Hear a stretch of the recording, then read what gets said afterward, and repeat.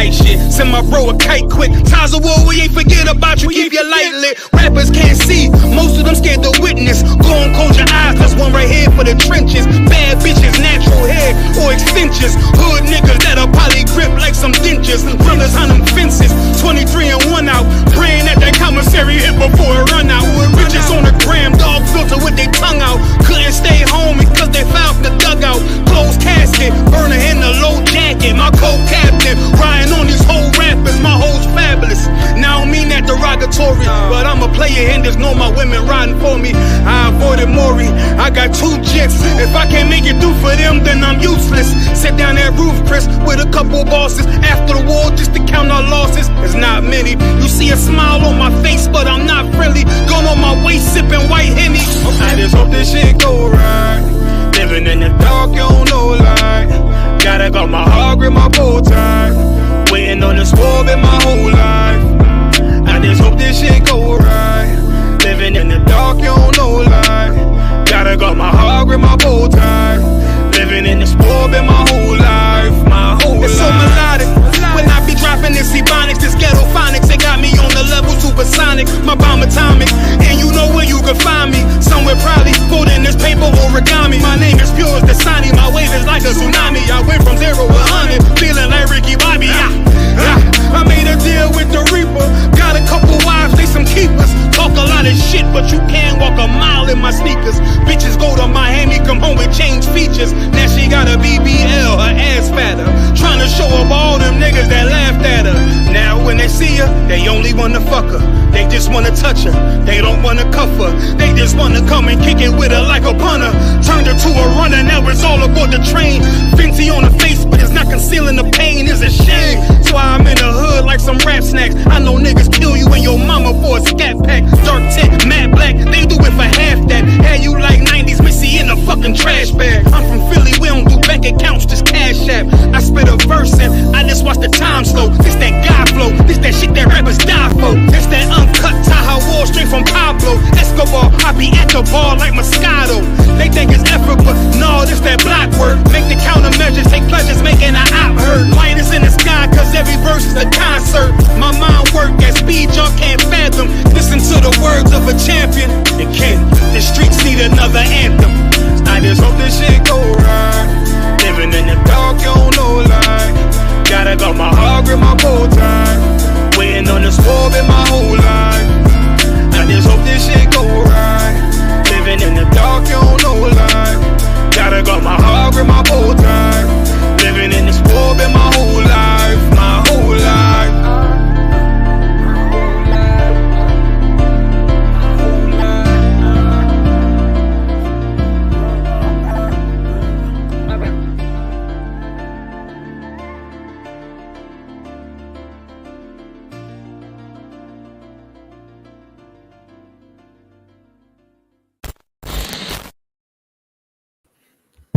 All right, let's clap it up. Shalom, Yahweh B'Shem Yahshua B'Rakam to all the Akim, Yahweh Shema done by Shem Yahshua to all the sisters. We're the Israelite School Universal Practical Knowledge, start off 1 West 125th Street, Harlem, New York, under commanding General Yahanna. Since 1969, we've been teaching the truth of this Bible, and the truth is that the so-called blacks, Hispanics, and Native American Indians are the true Jews, and that our oppressor, the oppressor is the devil that the Bible speaks of. The white man is the devil that the Bible speaks of. We're not affiliated with any other Christian group, Christian church, or Hebrew Israelite group. 1 West is home of the truth. And you're going to come to find out why we say this. And we say this all the time, every time. We've always been saying that we're not affiliated with anybody. Why? Because anybody else who claims that they're Israelites and not under commanding General Yahanna will go off and do all sorts of atrocities, you know what I'm saying, claiming they know the truth, they got the truth, when really all they are shepherds for the oppressor. That's all they are. And once you realize that, and you can just look at the fruit. I say this all the time. Look at the fruit that is coming, that's being bared from said tree. Any place else outside of I.S.U.P.K bears rotten fruit.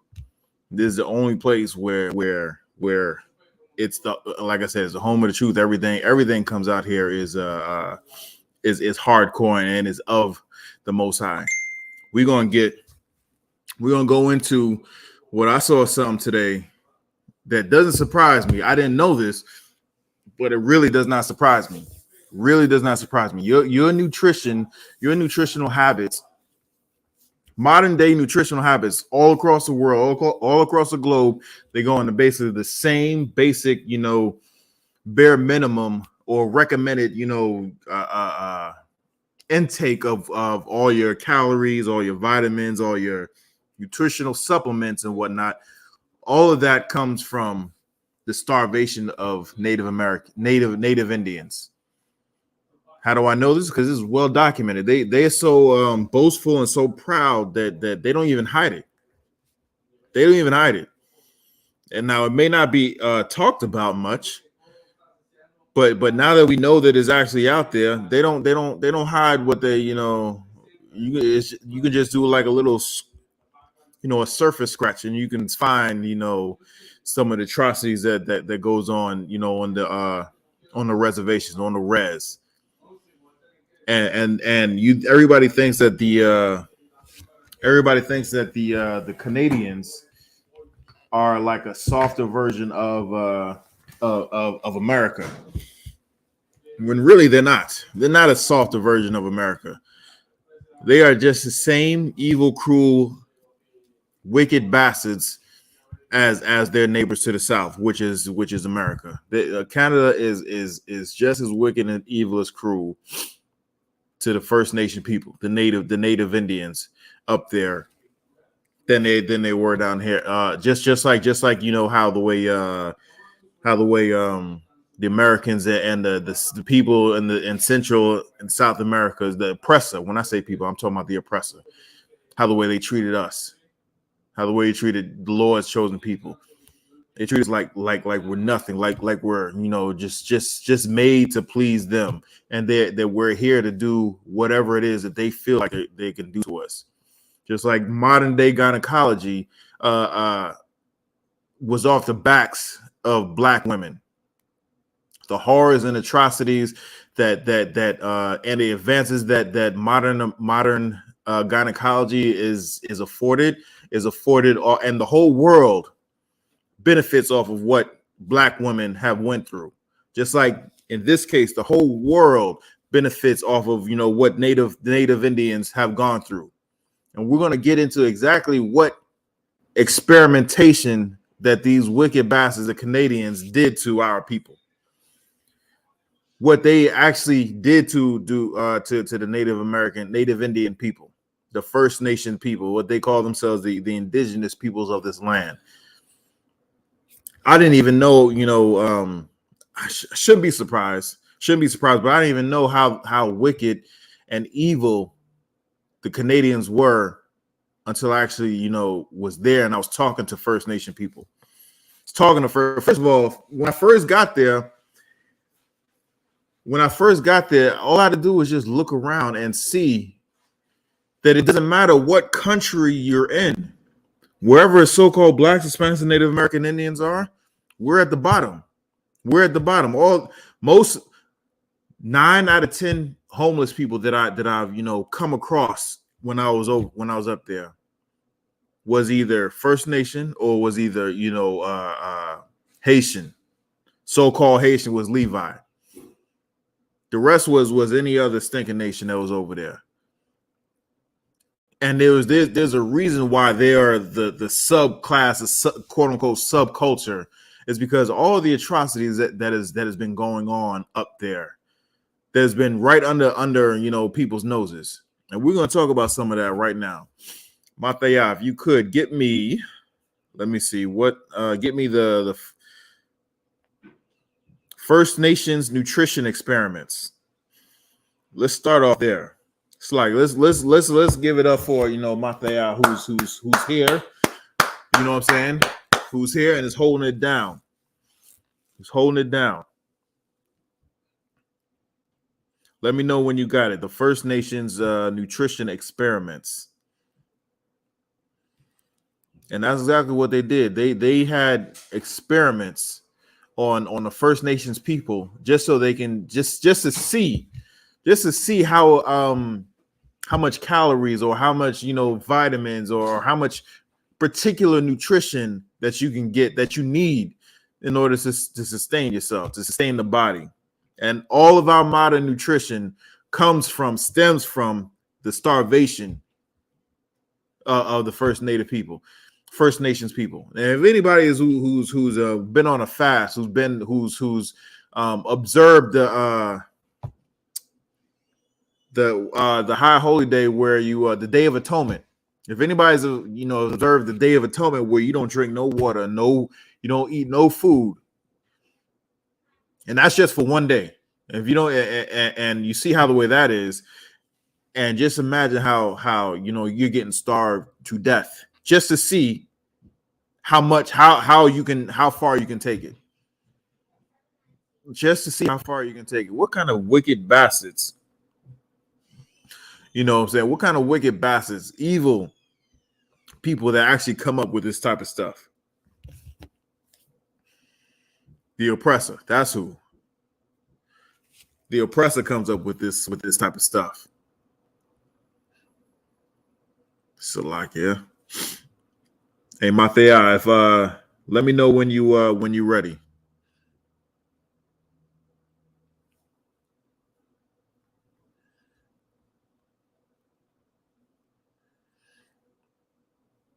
Can you hear me, Mathea? Hold on 1 second. Hold on. All right, come, sir. Can you hear me now? All right, yeah, I can hear you now. All right, we to up. All right, I got the I have it right here. Okay. Yeah, start from the beginning, Baba Kashaw. Come. First Nations nutrition experiments. The First Nations nutrition experiments were a series of experiments run in Canada by Department of Pensions and Health, Pensions and National Health. Now Health Canada.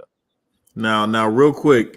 Now, Health Canada. That's like the national, healthcare system in Canada. If you don't know, Canada has free healthcare. Canada has free healthcare going on up there. That's one of the reasons why a lot of people. Well, I ain't gonna say a lot. That's one of the reasons why people, go to Canada and stay in Canada. They have free healthcare.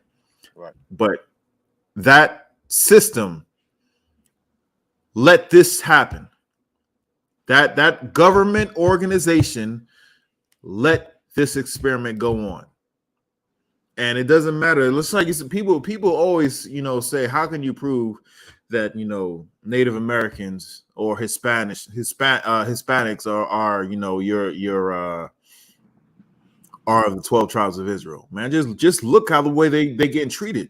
What other government organization sanctions a group of their own citizens, quote unquote? What other nation? What other nation that does something like that, and then nothing? There is no repercussions. There's no Salakia, real quick.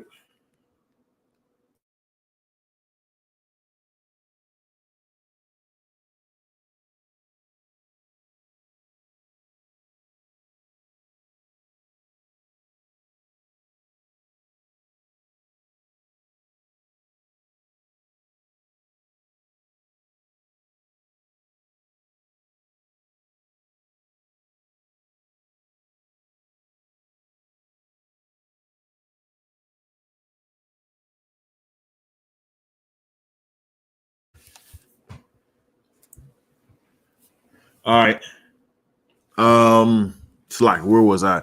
So yeah, the First Nation people were experimented on, and the government ordained it. Now you can look at you could say that there might be other nations that have gone through that, but those other nations have gotten compensated. Like you want to say the Japanese were in internment camps during World War II.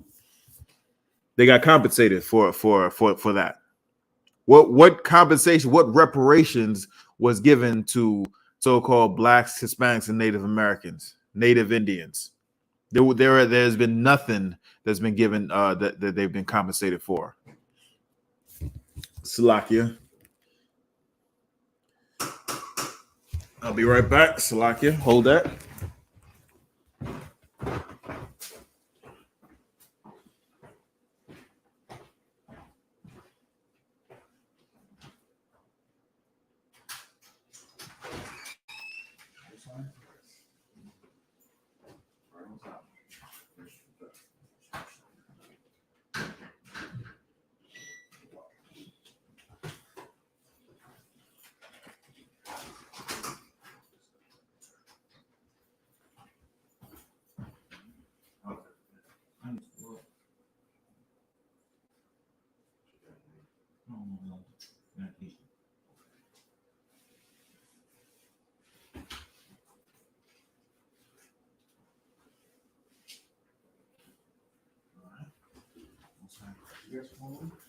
I'm gonna text you an article. I'm gonna have you read the article.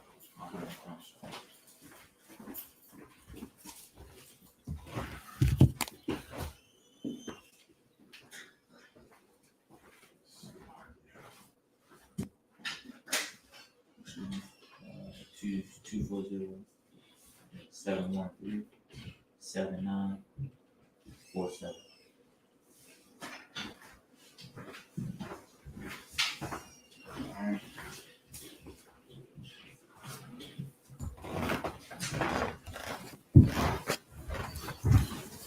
Salakia. Hold on one second.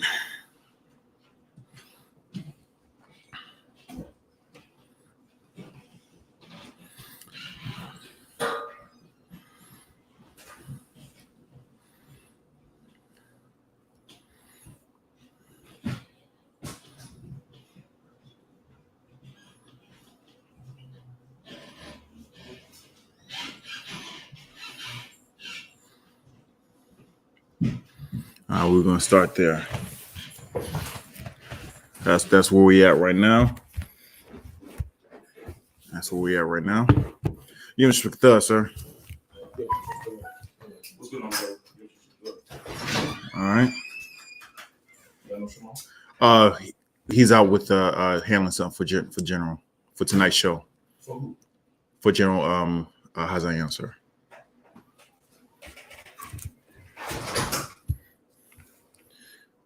All right, Mathaya, if you could continue reading Baba Kashaw. Kamakan. In the 1940s and 1950s, the experiments were conducted on at least 1,300 indigenous people across Canada. All right. Hold on one second. You said 1,300 people? Kamakan.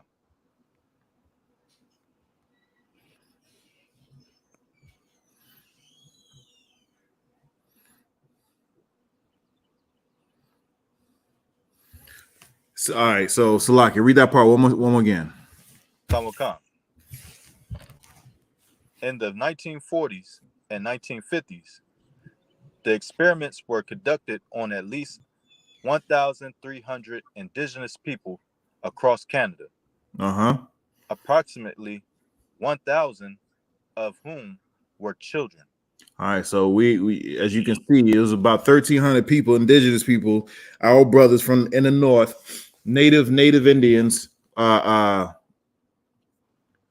a part of this experiment. All these people was a part of the experiment, and most of them, about 1,000 of them, were children. So you tell kids, hey, do this and do that. They ain't gonna really, argue with you. Especially how the way they had it set up there, and we're gonna get into what was called residential schools. Residential schools is like a boarding school. It's a boarding school where they killed the Indian and quote unquote saved the man. So they had a government agency mandate that all these kids, all Native American Indian kids had to go to school. most of them went to these residential schools. And not only was it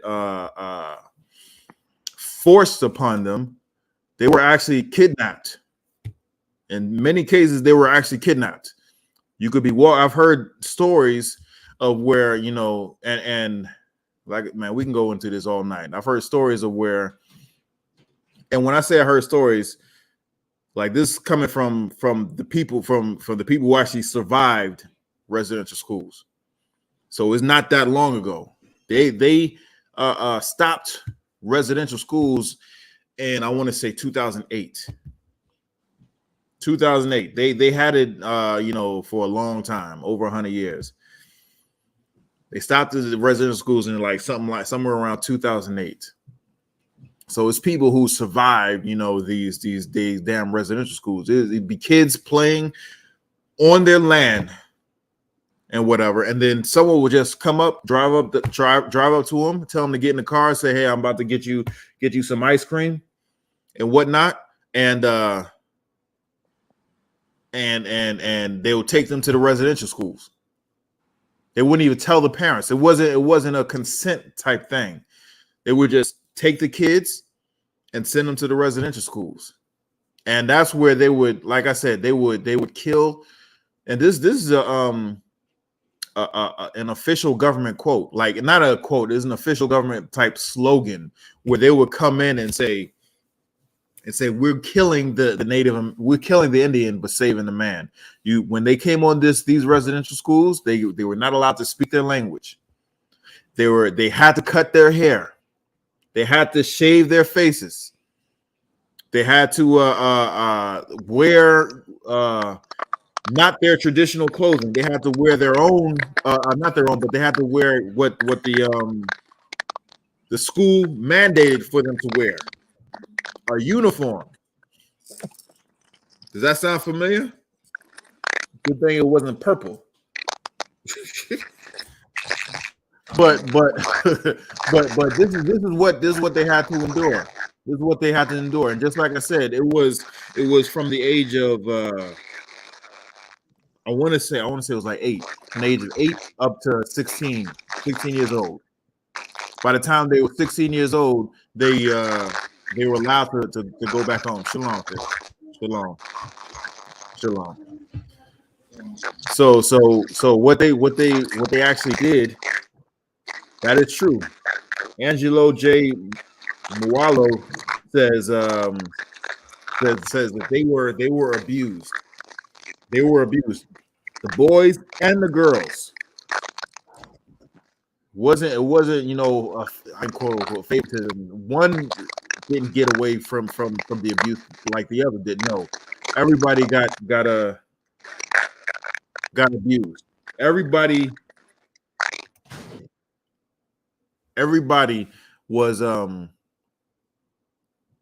was treated rottenly. You know what I'm saying? Just like the brother said, yeah, they beat the Indian out of them, made them dress in white clothes and do Christianity. Yes. Even the women, the girls, had to cut their hair short, like the month of June woman. Put it that way. They had to cut their hair short, just like that. Shapat, what's going on? Shalom, I.S.U.P.K, sir. Can you see me? I can see you. You too wild, the water. God, sir.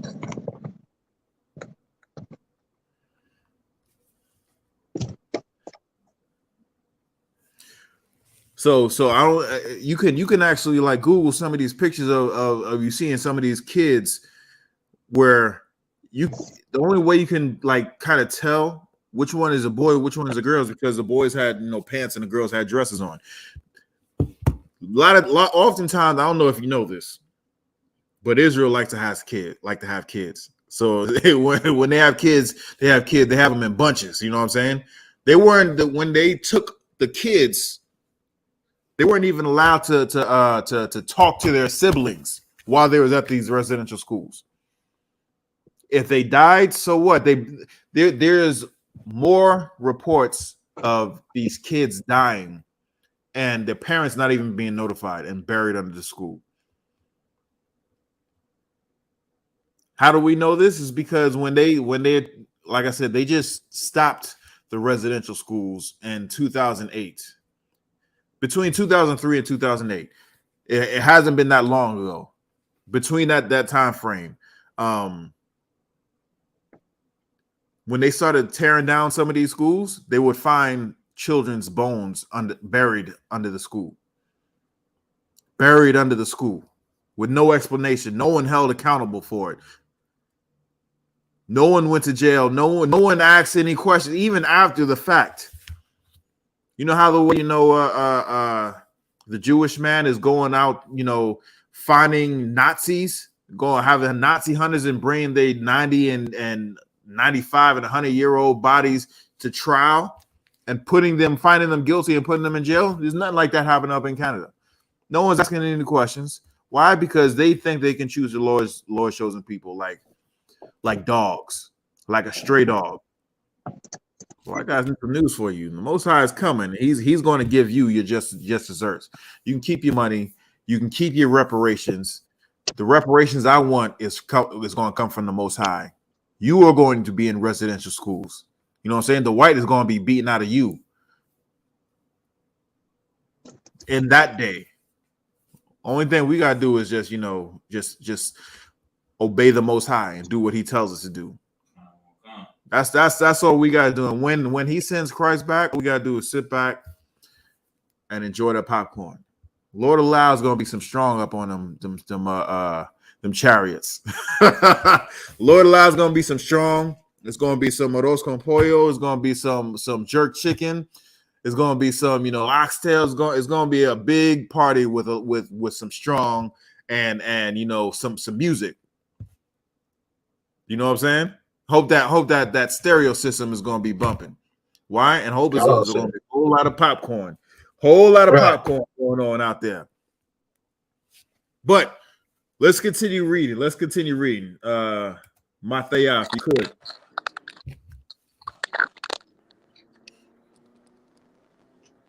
Come. Can you hear me, Tawab? Because it was kind of. I can hear you. Yeah, you too wild. For water. What's on correction? Approximately 1,000 of whom were children. Right.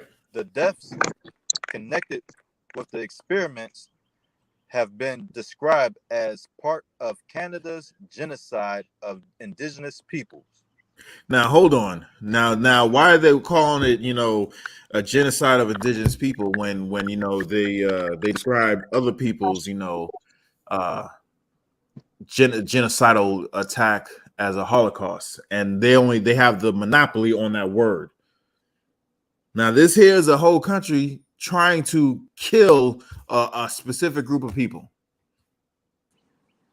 Trying to kill a specific group of people. And like I said, I didn't know anything about this until I actually talked to an indigenous person while I was up there. If it hadn't been for it, and at that point in time, I was in the truth. I didn't even know about this.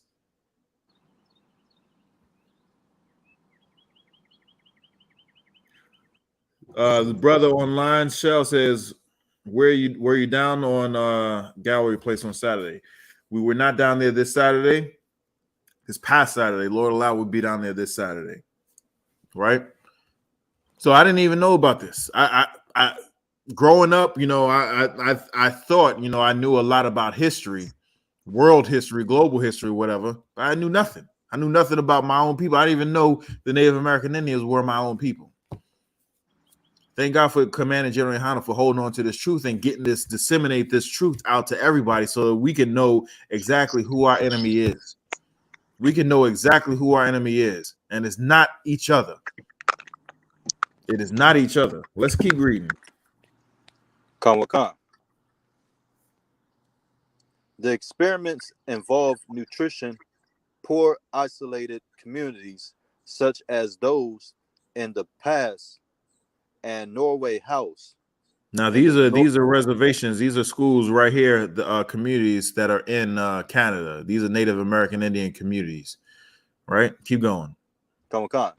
In the northern Manitoba and residential schools, and were designed to learn about the relative importance and optimum levels of newly discovered vitamins and nutritional supplements.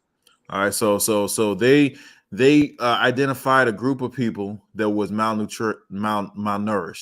Why were they malnourished? Why? Because the white man is the devil the Bible speaks of. That's right. How you have all this land, and I don't know if you know, but like Canada, it's like 35%. You know, like it's probably more, but it's like 35% woods and 35% water.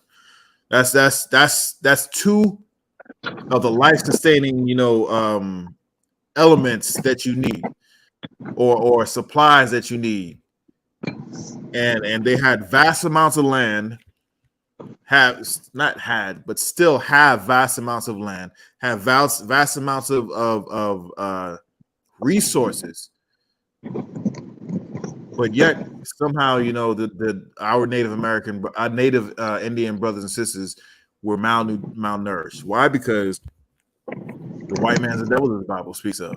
They put them on infertile land. I don't know if you know this, but Canada gets cold. Certain amount of time out the year, you can't grow stuff in Canada. You know what I'm saying? I don't know if you know this, but you go even if you go up to like northern New York, go up to like Minnesota, go up to Chicago and whatnot.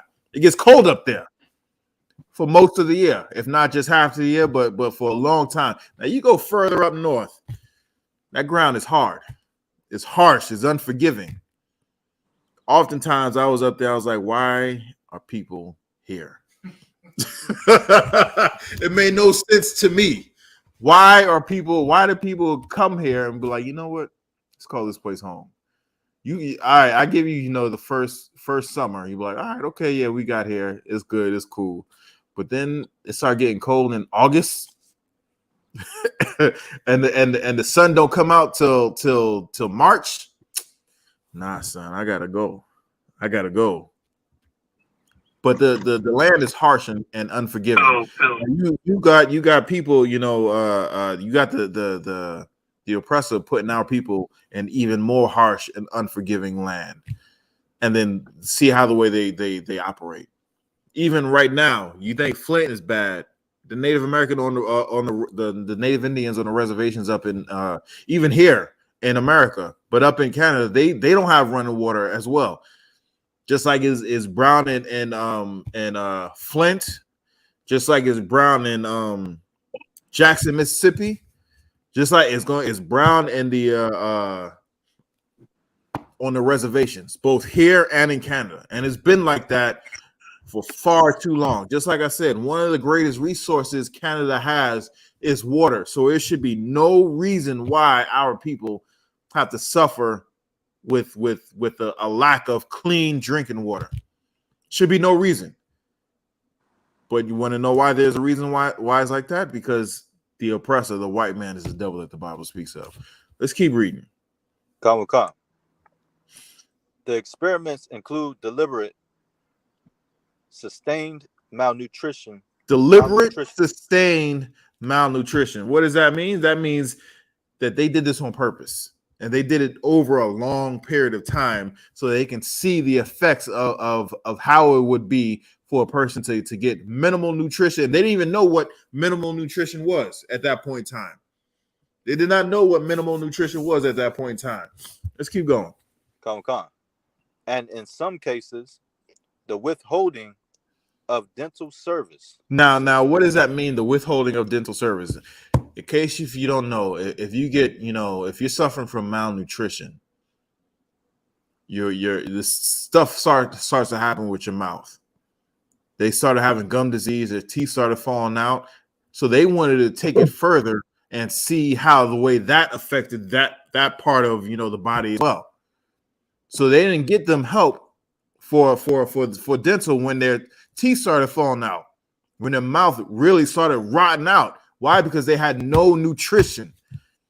When I say no nutrition, and we're going to read exactly what they gave them. Let's keep going. You had some? Come. If I may, A lot of people don't know, but your teeth, all your teeth is linked to your main organs. So if they go bad and it gets infected, you can die from that. That happened recently to my father's wife. Well, goddamn. I heard that you know, if you have some sort of a, It was you her know, brother. like that kid song where you say, you know, your knee bones connect to your elbow. Yeah, you know what I'm saying? It's just, you know, different parts of the body. Everything is connected. And these bastards knew that if you do not, you know, take care of one thing, something else will fall apart. The brother said, you know, your gums bleed when they allow your teeth to rot and fall out. An infected tooth can poison your whole body, can poison your whole immune system, just like Mathaya just brought out.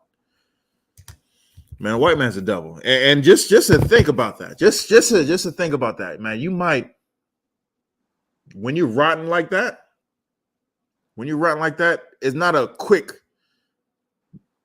quick way to go. You know what I'm saying? It's not like you know, you had head trauma and then you just get knocked out and you just don't wake up. You're dying slowly. You had some? I was gonna say yes. I was gonna say that gingivitis is so serious. When I was younger, I got into a fight in school, and I punched the dude in the mouth, and his tooth went in between my knuckle, and he had gingivitis. So my mom didn't have no medical insurance, and I've been in fights before. My hand up. Usually we just you know, we put a little homemade cast on it, and we be good. So she was like, you know, it don't look broke. She was like, we know when it's broke. Just chill. 2 days later, my vision turned red, like somebody put a red, like a clear screen over my eyes, so everything was red. And I got lightheaded. I think I was at my girlfriend's house. I got lightheaded, came back, and I went to it's when my mom used to be in church, right? And we went there, and it was a lady there who was a nurse, and she looked at it because I was squeezing pus out. That's so effective. She told me, you gotta go to the hospital because that's serious. You know what I mean? It's not real, but it's serious. We went to the hospital. They was like, yeah, glad you came in today because we gotta keep him for like a couple weeks. They looked at my vein. It was a red. My vein had turned red, and they were saying that was a virus, and the virus was making its way to your heart, right? And like that's how serious gingivitis is. So they got straight in me. So to them, that's slowly, you know, is like you said, it's rotting you. Yeah, it's a poison, not even a fast acting poison. It's a slow acting poison. Man, you said that. I remember watching the History Channel, and I forget the Viking's name. It might be Bluetooth. You know how the way we have, you know, Bluetooth where you can listen to certain, you know, it might be that Viking, but I'm not 100% sure. But I know this was a true story. It was a Viking fighting another Viking. One of the Vikings lost and got his head chopped off. The other Viking, being the savage that he is, because we ain't savages like this, but being a savage that he is, he had the head and he was, you know, waving it around like that, and, you know, like, hey, I won, blah, blah, blah. And his head was rolling around, and the head hit him in the leg. And when the head hit him in the leg, his tooth, the headless tooth, came onto the like bit the guy, the victor. Long story short, he had some gum disease, some mouth disease, and just like we, you know, look at that, sir. Kind, sir. And just like you said, the mouth was infected. It got into that dude's bloodstream, and then he died a few days later. True story. Like so the things that these bastards did for the sake of science, and what they got to pay. They got to pay, and no amount of money. I don't care what the hell. I don't. No amount of money is gonna bring back. Seeing children starve to death, having their teeth fall out. There's no amount of money for that. Ask Freddie Gray's mother. She won $6 million for having her son murdered by the Baltimore City Police. She was like, I give it all back just to have my son back. It wasn't even about the money. I want to say she suffered from depression. I want to say she's still suffering, even with that money, even with that settlement. She don't want that. That's not going to bring back the hurt, the pain. So you keep your money, keep your reparations, your idea of reparations. The Most High has another idea, and that's when it's going to be, equal. You had some? I just wanted to say that. I want to say that. And when you said they gotta pay, because I was down Eastern Shore this weekend, and they are so prideful. They just want you to shut up and stop talking about it. Man. But it's so much, right? It was so much. I was speaking on Christ didn't die for everybody. They hate it so much that they don't want you to talk about the things that they did. It's like it's over, it's done with. Like they don't reap the benefits off of full slaughter, rape, murder, just all savagery. That's they children live in high houses, big houses, skyscrapers off of savagery. Honestly, like, since I've been in the truth and I just learned more and more, I've always been like, had a thing like, I fuck back people and I always want this, but it's like when you learn more, it's just like you feel it inside of you. It's like, bro, like, no. I know that the Most High didn't just like, no. You know what I mean? You're right. And the heavy part about that is the Most High put these people over us so that we can learn our lesson about not going against the Most High. But you know where they messed up at? They messed up that is they were supposed to get, Most High said, let's for just for argument's sake, get your 2 licks in, right? And then they went and got, 2,000. You know what I'm saying? Just went too far. And he was like, okay, the Most High sees everything. He was like, all right, I'm keeping count. I told you to get 2, you got 2,000. Now, I got to wipe you off the face of the earth. That's if you listen to the white man, that is your just reward for slavery. That is your just reward for these residential schools. That is your just reward for these for the Tuskegee project. That is your just reward for this project that we're reading about. No one told you to do all this wickedness. No one told you to do all this. You took it too far, and now the Most High is going to take it too far, and He's going to wipe you off the face of the earth. Right. That's what the Most High is going to do.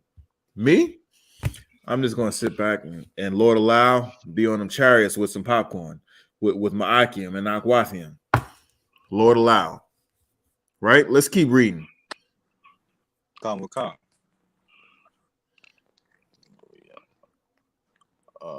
Okay, the government of Canada was aware of malnourishment,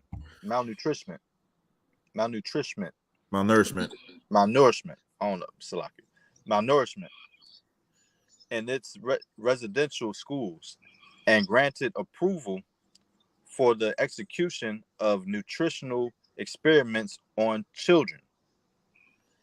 It is now known that the primary cause of malnutrition in residential schools was underfunding from the Canadian government. So they purposely underfunded these residential schools. They made it mandatory for these kids to go to school, and then they put them in these residential schools so that they can kill the Indian, but quote unquote save the man. And then when they got there, they didn't feed them properly. It was a lot of stuff that they didn't allow them to do. And we're gonna read some of the accounts of some of the survivors of these residential schools. Right? Let's keep reading. Khan. The nutritional experiments, residential school children were subject to neither provided evidence of complexion nor contributed to the body of knowledge around nutrition and supplementation. Nutritional Right. Keep going. Nutritional experiments conducted on indigenous children in residential schools came to public light in 2013. So once they nah, you good, Shapat. The water. Yeah, the boss. Shalom, I.S.U.P.K. So once they actually, you know, it came to light, and it came to light in 2013. Like I said, way back before this actually came out. The residential schools were done away. Like I said, I want to say it was around 2008, but this didn't come out. This experiment that the government, the Canadian government, knew about didn't come out till 2013. Go drop down in to history. Come. History. Nutritional experiments were conducted between 1942 and 1952 using indigenous children from residential schools in Alberta, British Columbia, Manitoba, Nova Scotia, and Ontario. Right. So in Canada, keep reading. Come. In March 1942, Canadian nutrition experts led a research expedition to northern Manitoba that investigated the nutritional health status of First Nations people in the Cree communities of Norway House, Cross Lake, God's Lake Mine, Rossville, and the Pies. Right. Led by Dr. Percy Moore and Dr. Frederick Tisdall, the research mission was sponsored in Indian Affairs, Millbank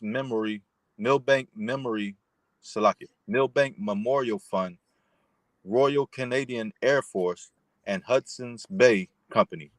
So it was a government organization, the military, and a private organization, the Hudson's Bay Company, had a hand to do in this atrocity, so that we can find out what nutrition you need to survive. When it didn't have to go this far, it really did not have to go this far. Keep going. Come. The goal of this initial survey was to investigate substance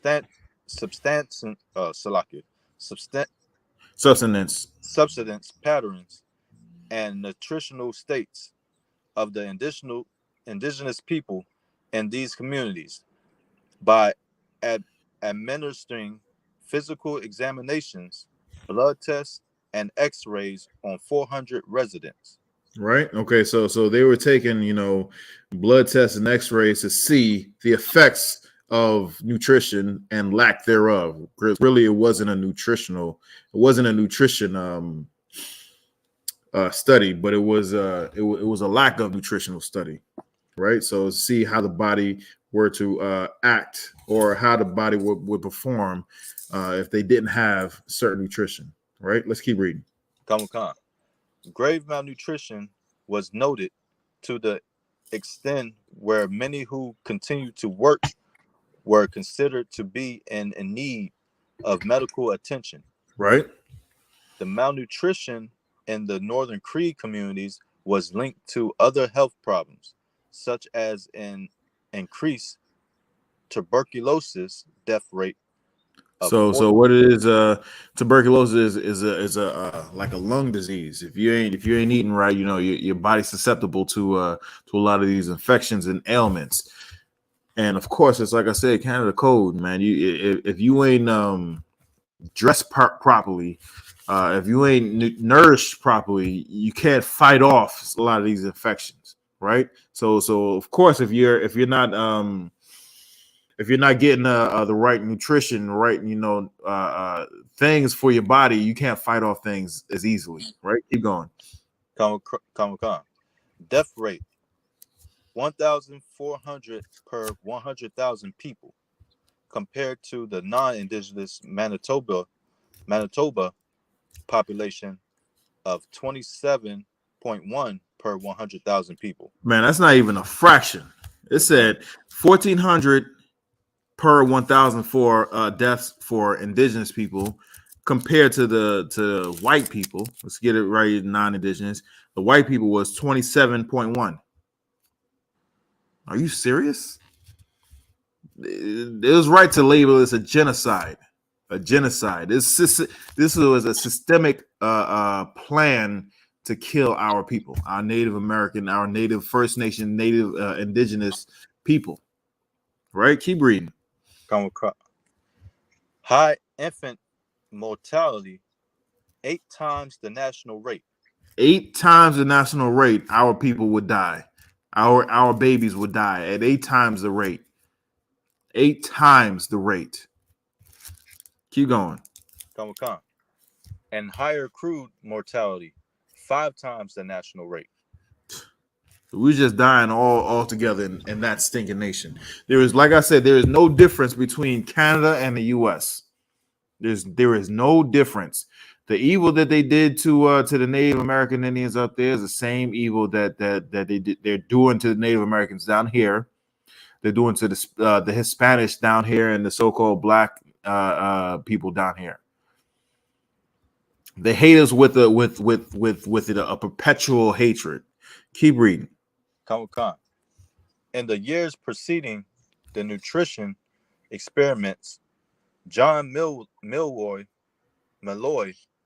Mary Ellen Kiln, and other researchers regarded malnutrition as endemic in the residential schools and First Nations community.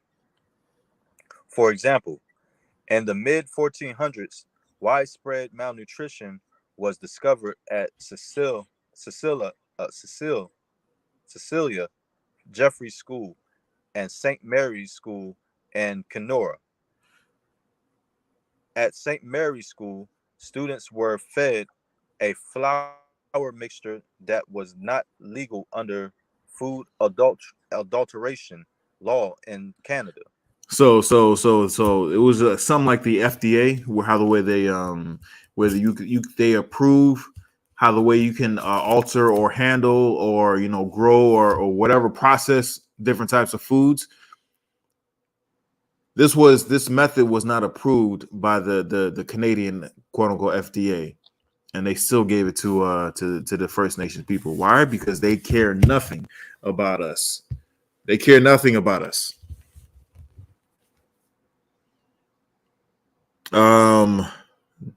Drop down to the next paragraph, Baba Kashaw. Recent food history research has indicated that the malnourishment of children and residential schools was intentional,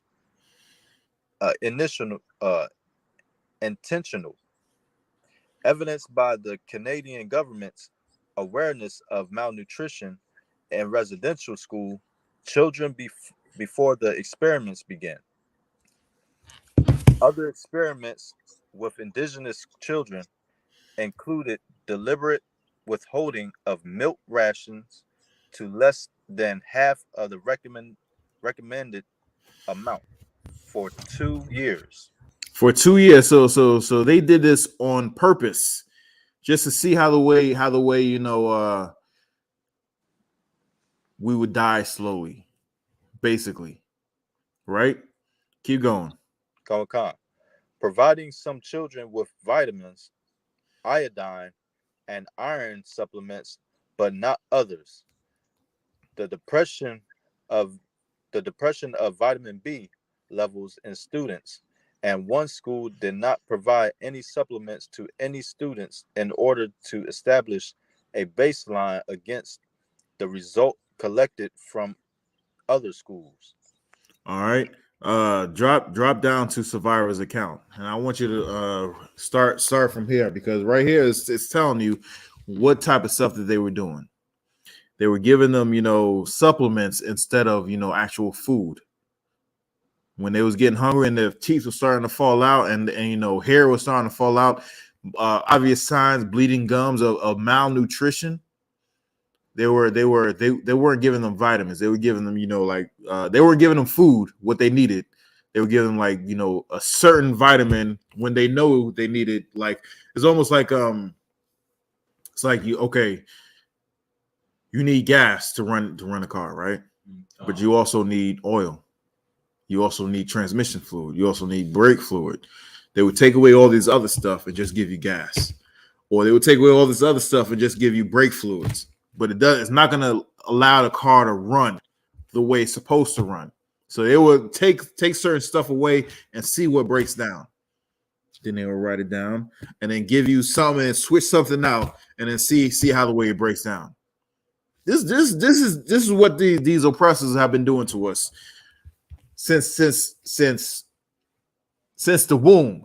They hated us since the womb. All right, now start the survivor's account. Survivor's account. Alvin Dixon, a former student of the Alberni Residential School in British Columbia and a survivor of the nutrition experiments. Now, this is a reason why they say a survivor of the nutrition. And now it's not just, they don't call people who survived the nutritional experiments, but they also call people who were in residential schools survivors as well. Now, here's a cold hard fact. The suicide rate for people who actually survived these residential schools, believe it or not, is not as high. It's not as high. But you go to the next generation, the people who are raised by the people who survived these residential schools, those are high.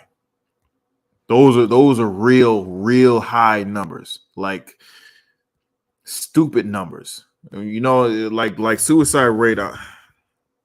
Real quick, someone Google, like suicide rate in the U.S. Just the national average suicide rate. Let me know when you got it, because the people who actually survived, the residential schools, they carry the trauma on with them, and then they pass it on to their kids. And what they do is just like this brother saying right here. They have a high rate of alcohol abuse. They have a high rate of drug addiction. You have the numbers? Come. Oh. Brother in here, he's going to get it. What's the number? They said I guess this is for 2021. Okay. 100,000. Does it say like a percentage?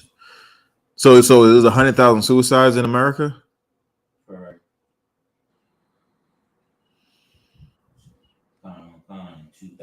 In 2021 is died by suicide 3.9 women. All right, so on average, it says that men died by suicide 3.90 times more than women. On average, there are 132 suicides per day. 132 suicides per day. Oh, let's do the math right quick.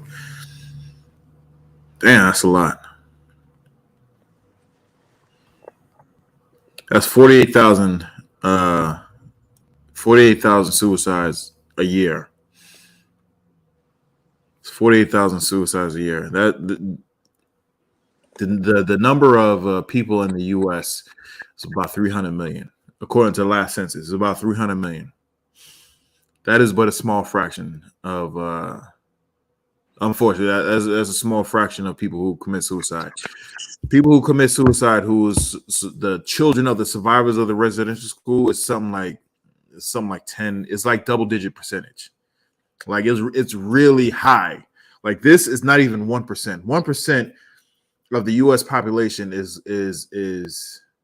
what, 300,000? That's 1%. This is well under 300,000. Well under 1%. The amount of people that commit suicide that have been children of the survivors of residential schools is like double-digit numbers. Double-digit numbers.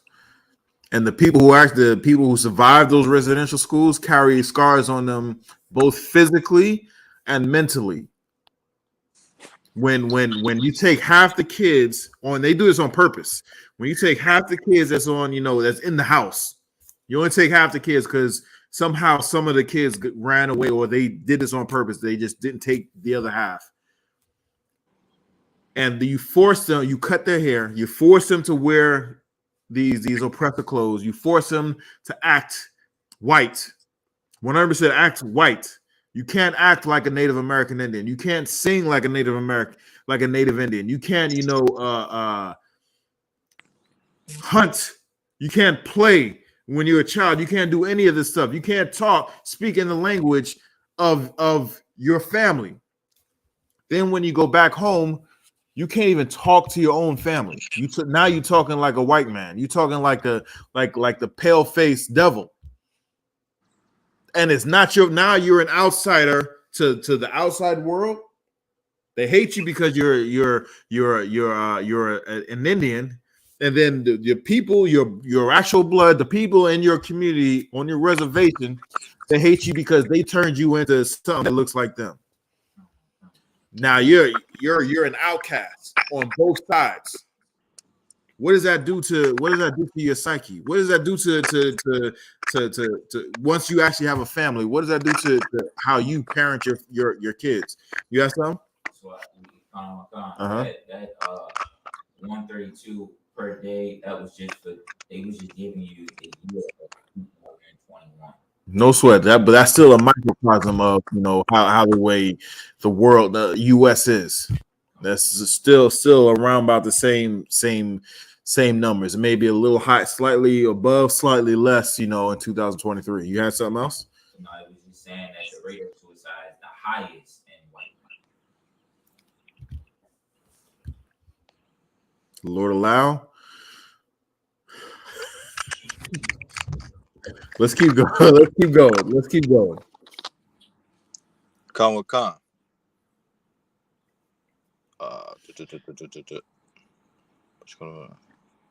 Salaki. Alvin Dixon, a former student of the Alberni Residential School in British Columbia and a survivor of the nutrition experiments, played a key testimonial role in the truth and reconciliation hearings to uncover the truth regarding the details of these experiments. Right, so he's testifying to the account of what happened to him and what he's seen at his particular school and whatnot. Keep reading. Come on a CBC Radio 1 radio series titled "As It Happens," Dixon provides the following accounts. I arrived in Alberni Residential School in September 1947. One of my only memories of that year was being presented in a classroom with like a spreadsheet, 7 days a week of meal times. We were asked to fill in breakfast, lunch, and dinner. What we ate in those particular meals And the thing that struck me as a 10-year-old was, why were they asking me? They know what they were feeding us. They didn't ask us if they were eating these things.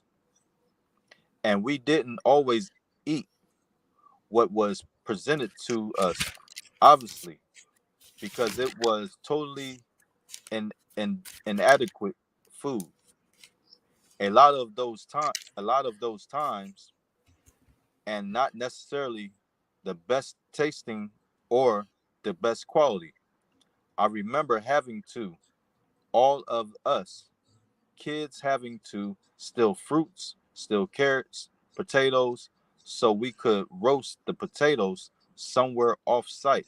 So this is crazy right here. Kids as young as 6, 7, 8 years old, not getting enough food, or not even getting I won't even say quality food, not getting food that's even approved by the government for people to eat, for human consumption. That they had to resort to going out and stealing food just so that they can have food in their bellies. And why is because these bastards were starving these kids just to see how long it would take for them to die. See how long it would take for certain body parts or certain functions, certain motor skills to run out if they didn't have this or if they didn't have that. Get me, if you could, brother, get me Leviticus 19:9.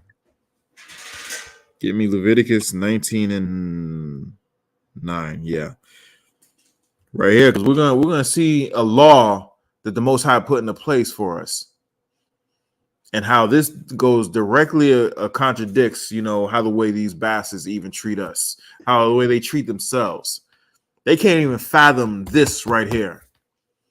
They see this and they see this law, and then they say, man, that's money going down the drain.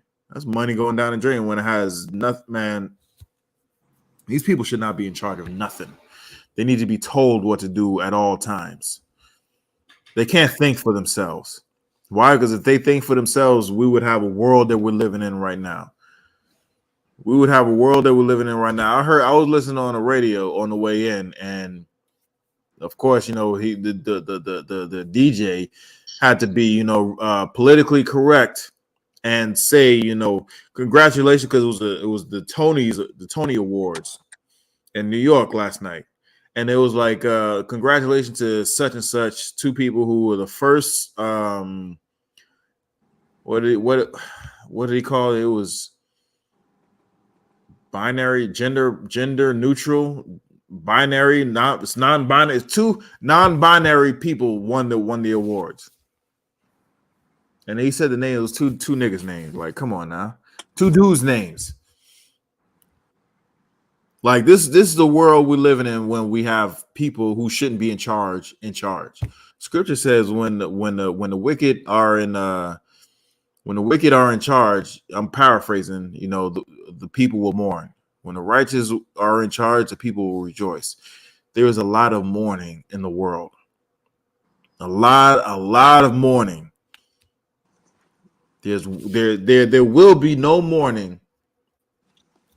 Even the people who Israel will take hold and take captives will be rejoicing. Why? Because they know the alternative. They know the alternative. But read this law that the Most High have put into place for the nation of Israel.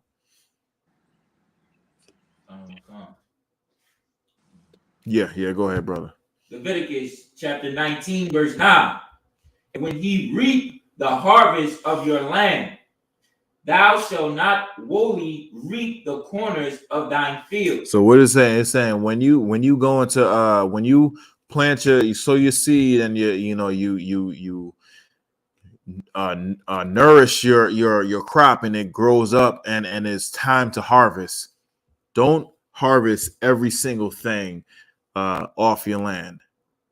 Right? That's what it's saying. Don't wholly reap the corners of your field. Don't take everything that's off on the corners of the field. Just leave those out there, right? And this is why he's the Most High is telling us to do this. Keep going.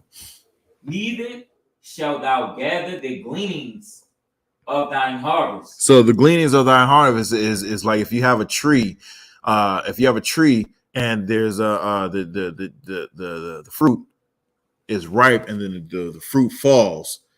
That's a gleaning. Don't go and pick those up. Just leave those where they lie, right? Keep going. Verse 10, and thou shalt not glean thine vineyard, neither shalt thou gather every grape of thine vineyard. Right? Don't take everything. Don't clean it up, right? And this is why. Thou shalt leave them for the poor and stranger. This is because he says you're going to leave it for the poor and the stranger. It's hard enough being poor and not having especially if you have kids. If you have mouths to feed, it's hard enough trying to feed them. But then knowing that, coming to the realization that you can't feed them, and then you have to actually go and beg somebody for some food. That's even hard enough for that. But the Most High put it in place to where you don't even have to go and beg. You know what I'm saying? You don't have to go and for food. He put a system in place where if there's fruit that just falls off the tree, or when you're going and harvesting your crop, just leave the edges for the poor, so the poor can come in and eat. So the poor can come and have some dignity and feed themselves and feed their family, and not have to go off just like these kids go off and steal, carrots and potatoes and fruits so that they can eat. A basic human right. Food. These oppressors have all the food, and they wanna hold the food. And just like we read earlier, they purposely made the native First Nation people malnourished. But the Most High God right here put a law in place so that we don't go hungry, so that the poor doesn't go hungry. All they have to do is go out there and collect the harvest, whether it's fruit, whether it's vegetables. They have a place to go to actually pick those up and then carry it back to their place, and they'll have it for another day. But these bastards, man, they see something like that and they see wasted food, wasted profits. I know you've heard of restaurants. After a certain time, they just take the food and throw it in the trash. The food is still there. They just take it and throw it in the trash. Why can't they just go and feed the homeless? Why can't they just go and feed somebody who's hungry? I used to work in a restaurant, and I know I used to throw food away. And there was people in the restaurant that said, "Hey, can I have this? You about to throw this out? Can I have this?" They said, "No." Slack you.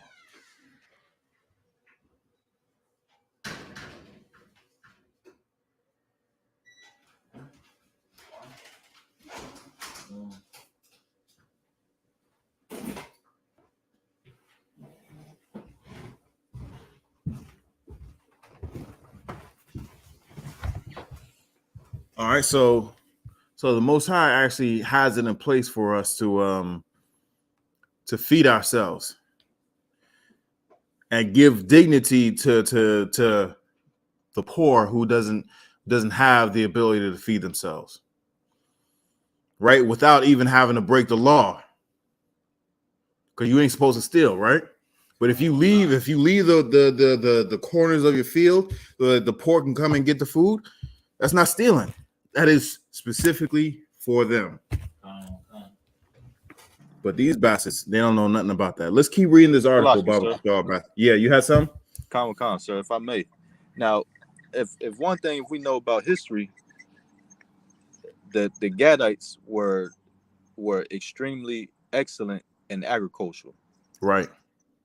So with them being malnutrition, that shouldn't even be a thing if they were left them alone, because they was fit of this land. Yeah. Yeah.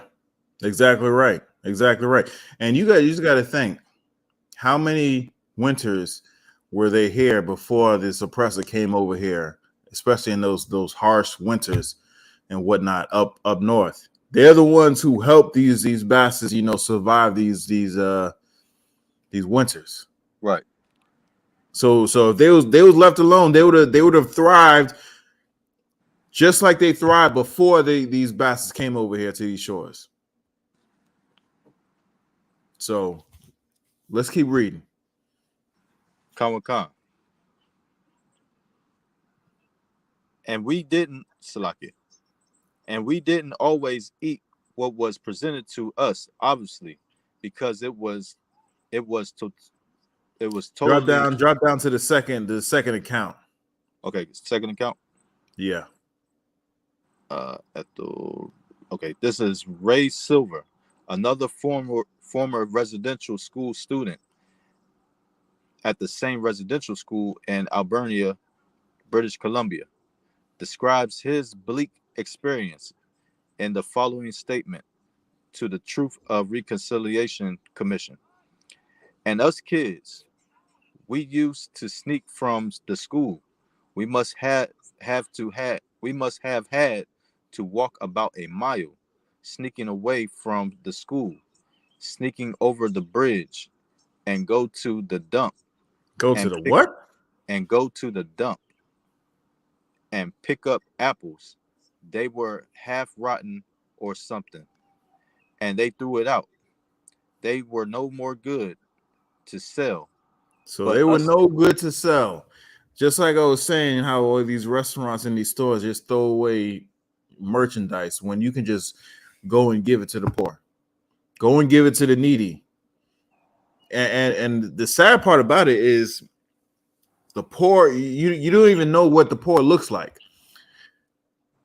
30 years ago, you could see someone who was poor, who, or who's down on their luck and whatnot, who have, ratty clothes and whatnot, and may not be dressed to whatever. But nowadays it looks, you can't even tell if they're actually poor. You know what I'm saying? Why? Because all their money goes to their rent. They may have a home, but they can't fill their refrigerator. right. You know what I'm saying? The kids go hungry. The only time the kids eat is when they go to school. So it's saying that these kids had to why couldn't those stores, those restaurants, those merchants take it to the poor? Why couldn't they give it to the people who actually need it instead of starving them? Now these kids walked a mile, sneaking out of school at night, walking a mile over bridges. Now these are little kids. Like I said, these are kids, just so they can go and get some food, some food from the goddamn dumpster. And you want to talk to me about forgiveness? When was the last time you had to eat out of a dumpster? When was the last time you were purposely starved so they can get, so that we can look on the back of a package and say, hey, we only supposed to eat 2,000 calories a day? Well, I was going to say, add something to what you were saying. When the last time any of your people in history was purposely starved? I can't say when. I can't say when. So, because they always say, "Oh, I didn't do it." You know what I mean? So just tell me when the last time your people have been purposely starved. You know what? One of my favorite ones that they say, and they don't even know this.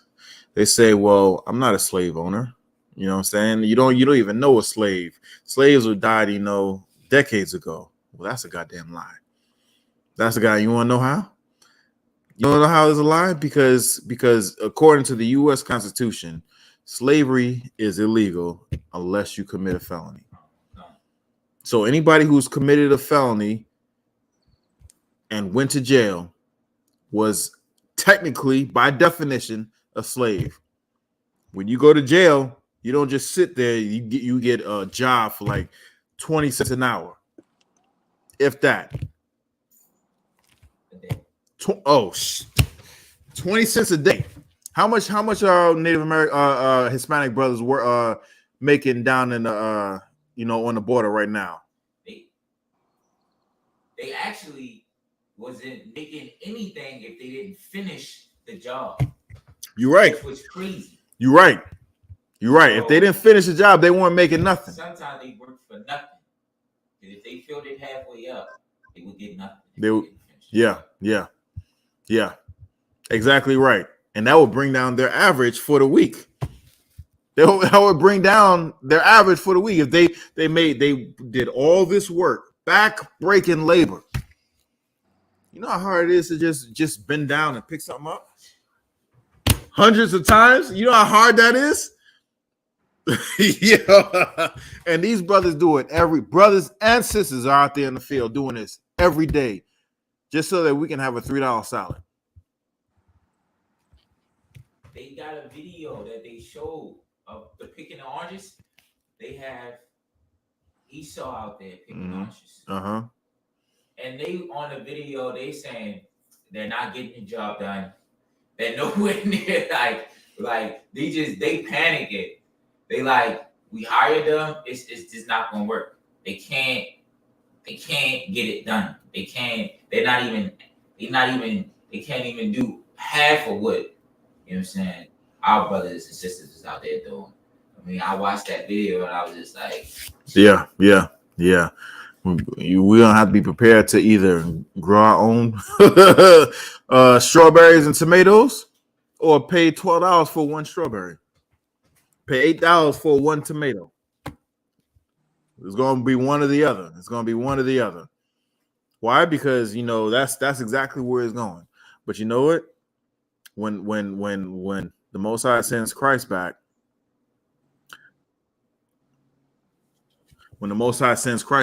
they're gonna be out there picking them picking them things up. And I don't want to hear nothing about it was too slow, it's too hard. Right? Mathaya, keep reading it, Baba Shah. Come on. But us kids that were starving, we'd go there and pick up stuff, fill up our shirts, and run back across the bridge and go back to the school.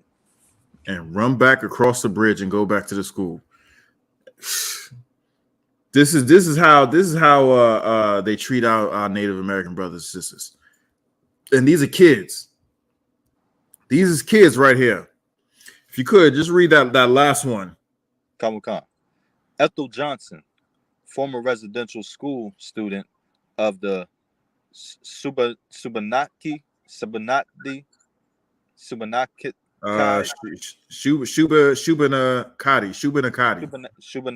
the water school in Nova Scotia, illustrates her younger sister's struggles eating the unpalatable. I mean, it's disgusting food. You ever ate some oppressors' food? You ever seen how the way they cook? Like, it's comical. And these bastards really think that they be doing something. They really think they be doing something. Anyway. So I understand that this is unpalatable, right? Keep going. Come. And she couldn't eat it. And she started crying. And then she started to make her eat it. And she couldn't. Right. And then she threw up. And then she put up her face in there. And so this little girl was crying because she couldn't eat the nasty food that wasn't even regulated, that wasn't even approved by the government officials to be regulated. She couldn't eat this crap. She's crying because a kid don't want to eat this crap, right? It's hard enough to give them to eat some good food, but eat this crap, she couldn't eat it. And when they tried to make her eat it, she threw up. And what happened when she threw up? This kid who was away from home, away from their parents, away from their safe place, they put her face in the vomit. Again, you really want me to accept your apology and say, hey, we cool now? It's like, did you suffer? You had some? Oh, sir. Nah, a phone call came through and knocked me off. I was just seeing if you could hear me. No sweat. Yeah, I can hear you. So, and she put her face in the vomit. That's what you do to dogs if they Right. do something that you don't want them to do. If they pee on the floor or or poop on the floor and whatnot, you put their face in it to make them know that they did something bad. That's what they did to this child. No sweat. The Most High got this all written down, and there will be an accounting for this. Keep reading. Calm. And she couldn't. When you're crying, you can't eat away. So you can't eat. You just can't. You can't eat anyway when she's crying hysterically like that, where she actually had to throw up, and she got vomit all over her face because this wicked devil mushed her face in the vomit. These are some vile, wicked people. Now, whenever you say Canadians are some nice people, just think of this. Think how the way they treated the Native American brothers and sisters, the Native Indians that's up there, that still don't have clean running water when most of that nation rights are resources is water. Salaki, Right? sir. You had some? Calm. And may I note a very important thing too that we must not forget. These people that was running these organizations are your Christian Catholics. Exactly. How can I forget that? How can I forget that? These were Christian schools. These were Christian schools ordained by the Christian church. They wanted to kill the savages and save the man. This is like that's like an official quote for the Indian Bureau, the Indian organization in Canada. They wanted to kill the Indian and save the man. These are some wicked, nasty, disgusting, vile people. And the Most High is going to get them. Right? Anybody have any questions, comments, or concerns before I close this out? And with that, I say shalom. Let's clap it up.